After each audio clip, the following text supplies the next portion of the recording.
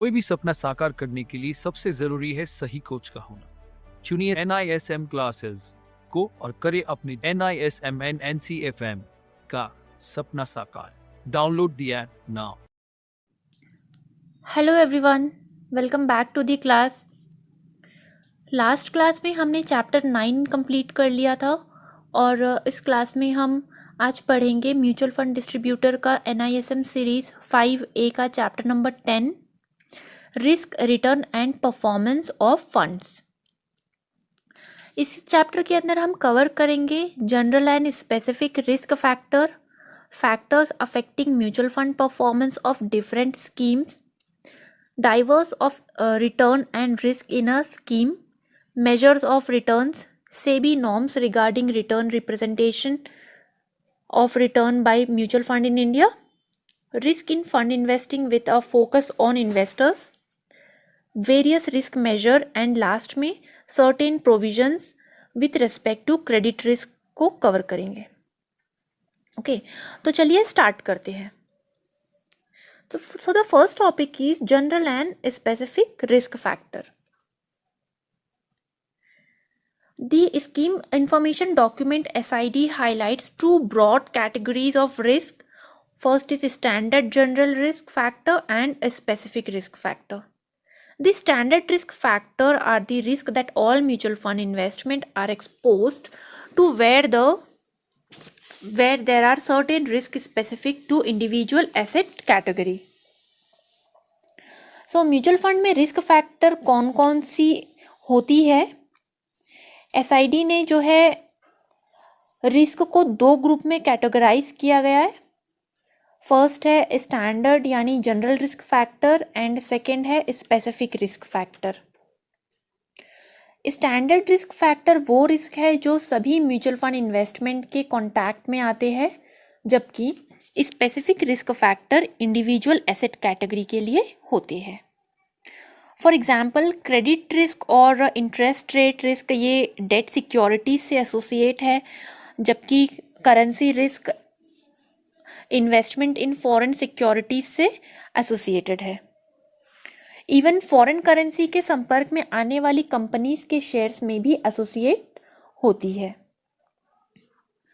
तो यहाँ पे जो हमारा जनरल रिस्क फैक्टर है, जनरल रिस्क फैक्टर के अंदर आता है liquidity risk, interest rate risk, reinvestment risk, political risk, economic risk, foreign currency risk, risk associated with transaction in units through stock exchanges. तो ये सारी रिस्क जनरल रिस्क फैक्टर के अंदर आती है। नेक्स्ट है स्पेसिफिक रिस्क फैक्टर।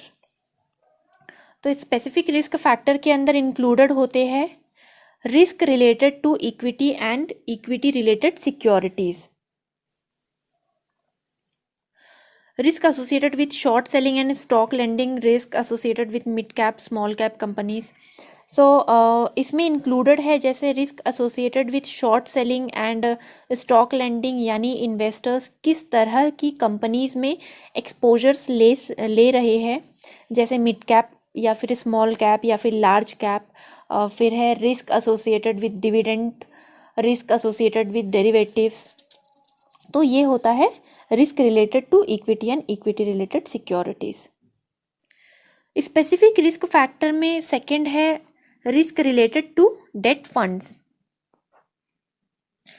यानी debt funds में कौन कौन से रिस्क इंक्लूडेड है, जैसे कि री investment risk, rating migration risk, term structure, interest rate risk, credit risk. फिर है risk associated with floating rate securities में, जैसे इंक्लूडेड है फ्लोटिंग रेट सिक्योरिटीज में spread risk and basic risk.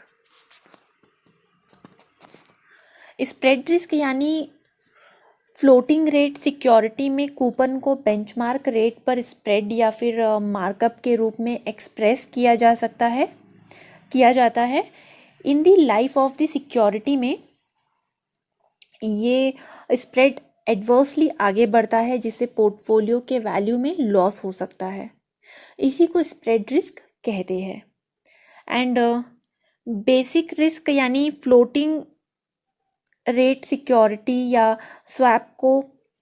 Swap का अंडरलाइंग बेंचमार्क लेस एक्टिव और में चीज़ to exit हो सकता है,